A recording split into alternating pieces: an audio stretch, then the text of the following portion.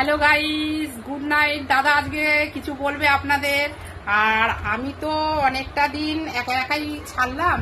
বলেছিলাম দাদা একটা জায়গায় গেছে, দাদাকে জিজ্ঞেস করুন। এই বলে দাও বন্ধুদের কি বলবে, তুমি কোথায় ছিলে। হ্যালো গাইস, আজকে আমার বন্ধুরা একটু অন্য কারণে আমাকে একটা বিপদে ফেলে দিয়েছিল। তা আমার ঘরের বউ আমাকে নিয়ে এসছে এই বিপদের মুখ থেকে।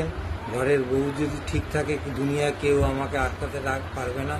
আর আমি অন্যায় কাজ করিও না আর করছিও না।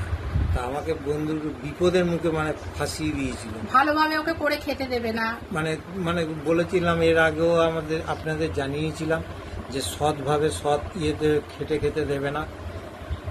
তা আপনাদের জানাচ্ছি, আপনাদের আশীর্বাদে ঠিক আর আমার বউয়ের ইয়েতে ভালোবাসাতে আপনাদের কাছে আবার আসলাম ফিরে।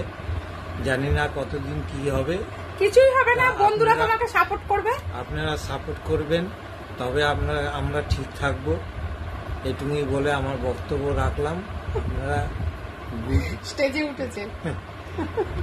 দেখছেন দাদার গোপটাও পেকে গেছে, অনেকটা দিন আমার থেকে আড়ালে ছিল, ঠিক আছে। কিন্তু কোথায় ছিল, কিভাবে ছিল বলতে পারবো না, কিন্তু আমার থেকে দূরে ছিল অনেকটা, কিন্তু পারেনি দাদাকে সেই শাস্তিটা দিতে, ঠিক আছে।